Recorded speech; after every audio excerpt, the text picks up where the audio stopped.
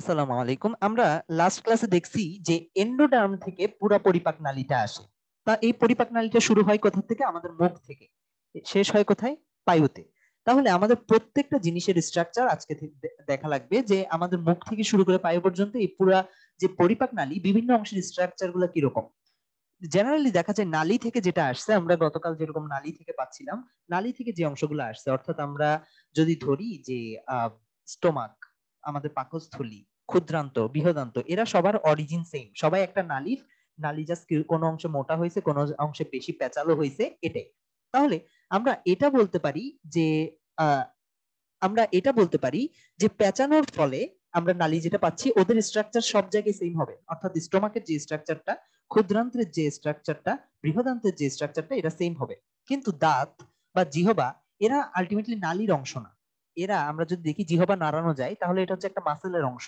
Muscle আসে mesoderm থেকে, মাঝের যে লেয়ারটা ছিল, তিনটা প্লেটের মাঝের প্লেটটা থেকে মাসেল আসে। তাহলে আমরা এখন জিহবা এবং দাঁত এগুলার স্ট্রাকচারটা একটু দেখে আসি। দাঁতের ক্ষেত্রে আমরা প্রথমে এই মিড লাইন বরাবর, এখানে যদি দেখি মিড লাইন বরাবর একটা আহ, খাজের মতো আছে, এই অংশটা বরাবর একটা দাগ টানি। তাহলে আমরা উভয় চোয়াল, ঊর্ধ্ব চোয়াল, নিম্ন চোয়াল, এইটাকে আমরা বলতে পারি আমরা চার ভাগে ভাগ করছি। ঊর্ধ্ব চোয়ালকে দুই ভাগে ভাগ করছি, নিম্ন চোয়ালকে দুই ভাগে ভাগ করছি। আচ্ছা, ভাগ করার পরে আমরা এইখানে খুব একটা ভালো বোঝা যাচ্ছে না, আমরা এইখানে আসি। আমরা কোথায় ভাগ করছিলাম? ঊর্ধ্ব চোয়াল এবং নিম্ন চোয়ালের মাঝ বরাবর এই অংশে ভাগ করছিলাম। এই অংশ ভাগ করার পর চার কোনা দাঁত কয়টা আছে কোনে দেখি তো?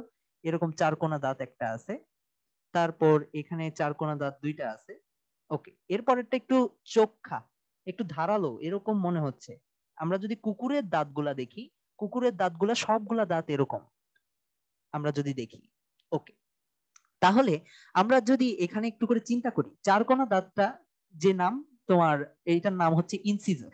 আমরা চারকোনা দাঁতের নামটা কি দিলাম? ইনসিজর। আচ্ছা, ইনসিজরের কাজটা কি? ইনসিজরের কাজ হচ্ছে, আমরা যদি চিন্তা করি যে আমরা একটা কিছুক্ষণের জন্য হালকা করে দাঁতে চাপ দিয়ে রাখছি, কিছু একটা ধরে রাখছি, একটা সুই এখানে ধরে রাখছি, বা কিছু একটা যদি আমরা কাটতে যাই, একটা সুতা কাটতে যাই, হালকা সুতা, তখন আমরা এই অংশটা ইউজ করি, এই ইনসিজর দুইটা ইউজ করি। ক্যানাইন দাঁতটা যদি দেখি, ক্যানাইন দাঁতটা আবার বলতেছি, এটাকে ক্যানাইন কেন বলা হচ্ছে? কারণ ক্যানাইন মানে হচ্ছে কুকুর। তাহলে যেহেতু কুকুরের সব দাঁত এরকম মানে ধারালো, তাই এটার নাম দেওয়া হয়েছে ক্যানাইন দাঁত। এবং ক্যানাইন দাঁতটা অ্যাজ ইউজুয়াল, যেহেতু কুকুর মাংসাশী একটা প্রাণী, এদের তুমি দেখবা আমরা যে ভূতের মুভিগুলো দেখি, ভূত বা এরকম ভয়ঙ্কর কিছু দেখাতে হলে আমরা দাঁতগুলো এরকম করে দিই, চোখা করে দিই, ধারালো করে দিই। কুমিরের দাঁত আমরা ধারালো করে দিই, যদিও এটা কুকুর নাম দেওয়া হয়েছে, ক্যানাইন নাম দেওয়া হয়েছে। আচ্ছা, তাহলে আমরা বলতে পারতেছি মাংসাশী, তাহলে এটার মাংস ছেঁড়ার কাজে ব্যবহার করা হয়। এবার তুমি চিন্তা করো, তুমি যখন মুরগির হাড়ে চাপ দাও, অর্থাৎ মুরগির হাড়টা চাবাতে চাও, তুমি কখনো দেখবা না তুমি এই অংশগুলা দিয়ে চাবাচ্ছ। মানে তুমি যখন খুব জোরে পেশন করতে চাও, চাপ দিতে চাও, কখনোই এই দাঁতগুলো ইউজ হয় না।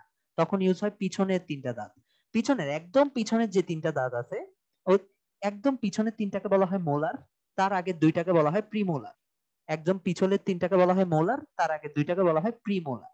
আচ্ছা, এখন মোলার আর প্রিমোলার যদি আমরা চিন্তা করি এভাবে, এরা এরা এই পাঁচটাই হচ্ছে চাপ দিতে সাহায্য করে।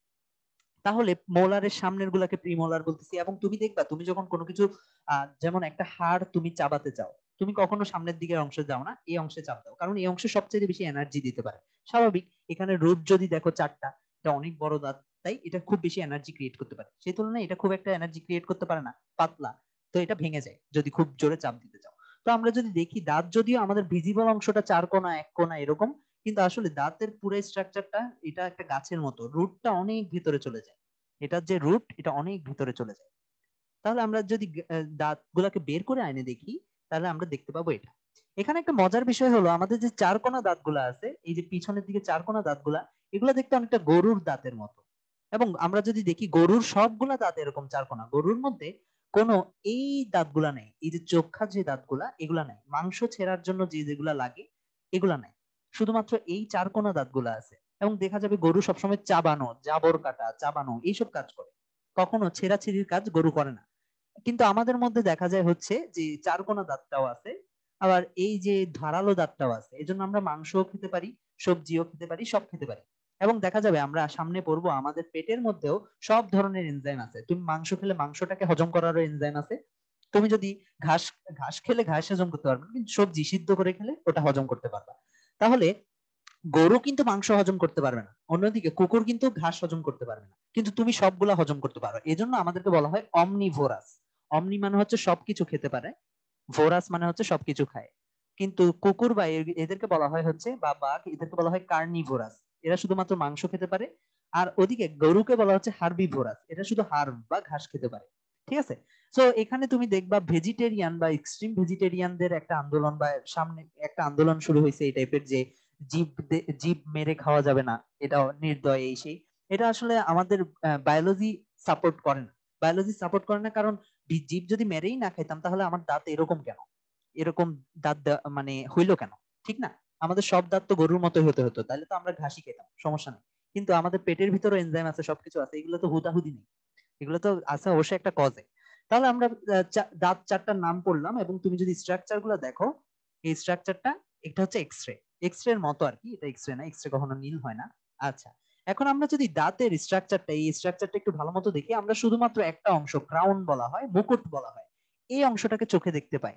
সাধারণত এই অংশটাকে, যেটা উপরে উঠে থাকে, ওটাকে ওই মুকুটটা দেখতে পাই। কিন্তু এটার নিচে যে একটা রুট আছে, ওটা আমরা দেখতে পাই না। এই রুট এবং এই ক্রাউনটার মাঝের অংশটাকে বলা হয় নেক।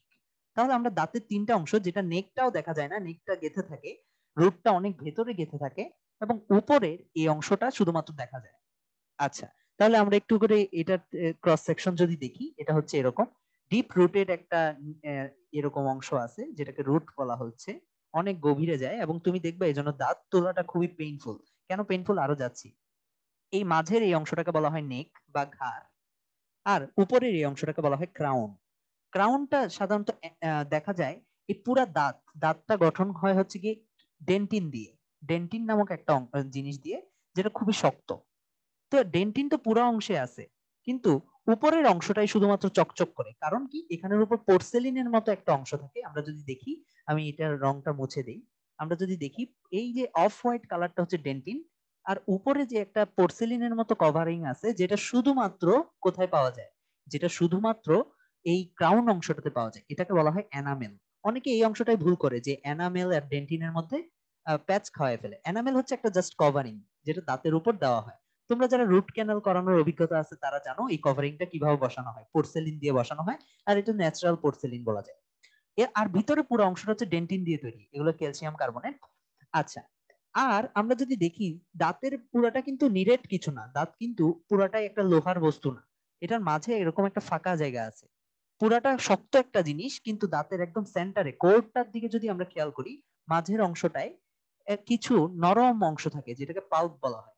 এখানের মধ্য দিয়ে দেখা যায় হচ্ছে নার্ভ নার্ভ যায়, এখানের মধ্য দিয়ে হচ্ছে কি রক্ত যায়, অর্থাৎ ব্লাড ভেসেল যায়। এটা যেহেতু একটু কম্পারেটিভলি নরম জায়গা, এটাকে বলা হয় পাল্প।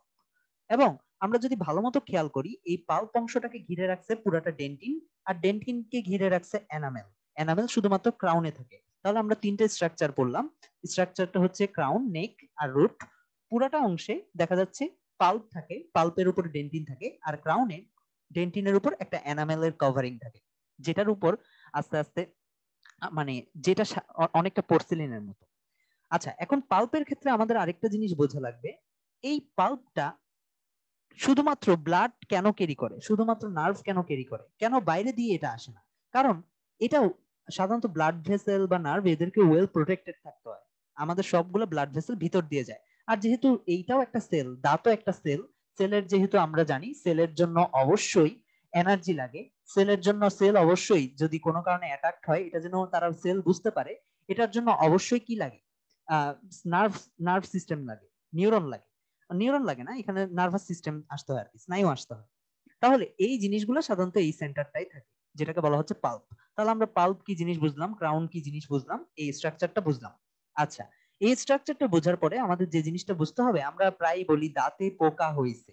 আমি এটা একটু, যেহেতু দাঁতের পোকার বিষয়টা তোমাদের বইয়ে নাই, তাও আমি একটু বলি, যে দাঁতটা হচ্ছে ক্যালসিয়াম। আমাদের বোঝা লাগবে প্রত্যেকটা সেল, আমাদের নর্মাল সেল সবকিছু, এর উপর যখন ক্যালসিয়াম জমা হয় এটা শক্ত হয়।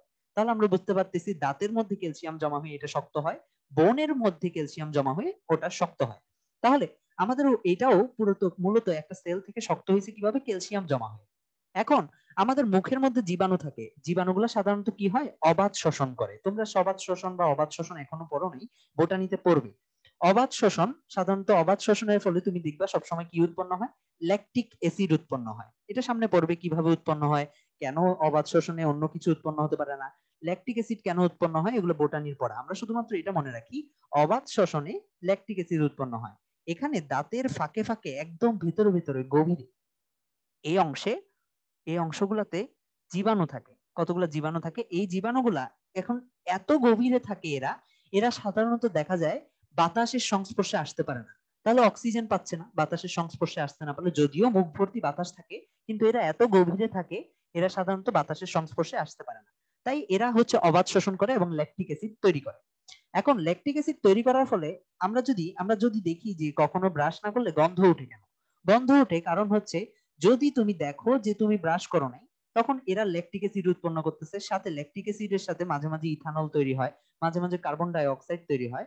এভাবে বিভিন্ন, এখানে যদি খাবার জমা থাকে খাবারটাকে ভেঙে ফেলা হয়, প্রোটিন থাকলে NH3 বের হয়ে আসে, কার্বন ডাই অক্সাইড বের হয়ে আসে, এইভাবে বিদঘুটে একটা গন্ধ তৈরি হয়। ঠিক আছে, তাহলে গন্ধটা মূলত কিছুই না, এই তোমার এখানে যে খাবারটা জমে আছে ওই খাবারটা ব্যাকটেরিয়া দ্বারা অবাত শোষণের কারণে বিভিন্ন প্রোডাক্ট তৈরি করতেছে, যে কারণে গন্ধটা উঠে। এখন এই ল্যাকটিক অ্যাসিডটা করে কি, ল্যাকটিক অ্যাসিডটা এখানে যে ক্যালসিয়াম কার্বনেট, এটা একটা বেস, ওর যেখানে ল্যাকটিক অ্যাসিডটা হচ্ছে একটা অ্যাসিড, বেস আর অ্যাসিড যখন রিঅ্যাক্ট করে তখন কি হয়, ক্ষয় হয়ে যেতে শুরু করে। এবং এই ক্ষয় হয়ে যাওয়াটাকে আমরা বলি হচ্ছে পোকায় খাইছে। পোকা বলে কিছু নাই, এটা হচ্ছে অ্যাসিডে ক্ষয় করে ফেলছে, কিন্তু পোকায় খাইছে বলাটা আমাদের জন্য ইজি আর কি। এরকম যখনই দেখবা যে এরকম একটু করে কালো দাগ হচ্ছে, তখনই মানে তোমার অলরেডি ক্ষয় হওয়া শুরু হয়েছে। তুমি যদি কেয়ার নাও, তুমি যদি পেস্ট ইউজ করো খুব ভালো মতো, তাহলে হচ্ছে কি এই ক্ষয়টা আর আগাবে না, ওখানেই থেমে যাবে। এই জন্য দেখবা দাঁতে কালো দাগ থাকলেও ওটা খুব একটা আগায় না, কিন্তু তুমি যদি কেয়ার না নাও তখন হচ্ছে এরকম ক্ষয় হয়ে যায়। কারণ এটা ক্যালসিয়াম কার্বনেট, এসিড জমা হতে থাকলে অবশ্যই ক্ষয় হয়ে যাবে। এবং ক্ষয় হয়ে গেলে সমস্যাটা কি হয় এবার দেখো, ক্ষয় হয়ে গেলে তোমার এনামেলটা ধ্বংস হয়ে গেল। কেন দাঁত শিরশির করে, কেন দাঁত ব্যথা করে, কারণ তুমি দেখো এনামেলটা ক্ষয় হয়ে গেল, ডেন্টিনটা ক্ষয় হয়ে গেল, তোমার স্নায়ু যেটা ওপেন হয়ে গেল। এখন তুমি জানো স্নায়ুতে টাচ করলেই সেন্স সেন্স পাওয়া যায়। তাহলে তোমার এতক্ষণ পর্যন্ত বাতাসটা স্নায়ুটাকে টাচ করতে পারতেছিল না, এখন বাতাসটা সরাসরি স্নায়ুটাকে টাচ করতেছে, এজন্য একটা শিরশিরে অনুভূতি হয়, একদম ব্যথা করে। ঠিক আছে, এজন্য তুমি দেখবা ডাক্তাররা কি করে, এটাকে সরায় ফেলে এখানে পুডিং দিয়ে দেয়, একটা এরকম করে পুডিং দিয়ে দেয়। ঠিক আছে, এরকম সিমেন্ট বসায় দেয়, এবং যে কারণে সাথে সাথে ব্যথাটা চলে যায়, কারণ কি এটা আর বাতাসটা স্নায়ুটাকে সরাসরি অ্যাক্টিভ করতে পারতেছে না, এজন্য ব্যথাটা আর ফিল হয় না। ঠিক আছে, আবার পুডিংটা উঠে গেলে আবার ব্যথা হয়, যাদের দাঁতে সমস্যা আছে তারা জানো। এই ছিল তোমার মোটামুটি দাঁতের স্ট্রাকচার এবং দাঁতের অংশগুলা। দাঁত মূলত আমরা যেটা দেখি উপরের অংশটা বাদেও ভিতরে এরকম রুট থাকে, নেক থাকে। দাঁতের স্ট্রাকচার গুলো আমরা বুঝতে পারলাম আশা করি।